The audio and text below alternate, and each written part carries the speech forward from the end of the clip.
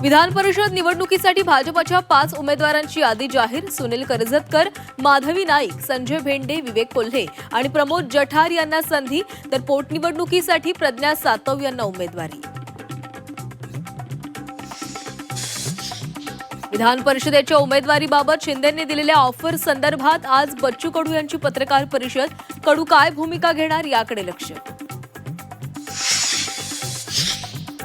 उपमुख्यमंत्री शिंदेंनी शिवसेनेच्या उपनेत्यांची बोलावली तातडीची बैठक. विधान परिषद निवडणूक आणि पक्षातील नाराजीच्या पार्श्वभूमीवर नंदनवन इथं होणार मंथन.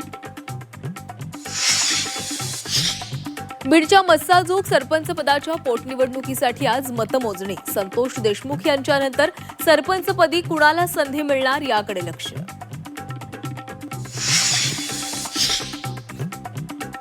पश्चिम बंगालमध्ये दुसऱ्या टप्प्यासाठी आज मतदान. 142 जागांसाठी होणाऱ्या मतदानासाठी कडेकोट सुरक्षा व्यवस्था. पश्चिम बंगालमध्ये ममता बॅनर्जी विजयी चौकार लगावणार की भाजपचं कमळ फुलणार. केरळ, तामिळनाडूत सत्ता बदल होणार का?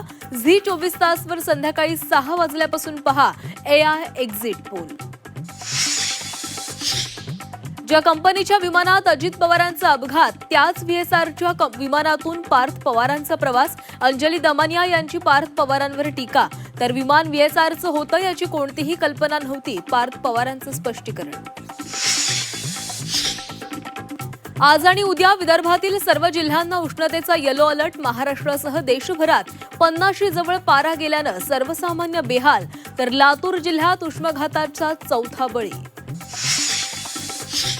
भोंदू खरातची 7व्या गुन्ह्यातील पोलीस कोठडी संपली. दुपारी खरातला VCद्वारे पुन्हा कोर्टात हजर करणार.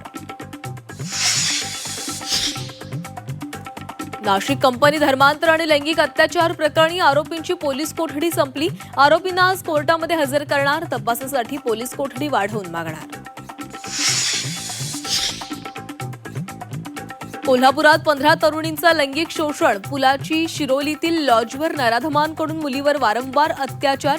तर आरोपी शाहिद संदेवर अत्याचाराचा आणखीन एक गुन्हा दाखल. शाहिदचा मित्रही पोलिसांच्या ताब्यात.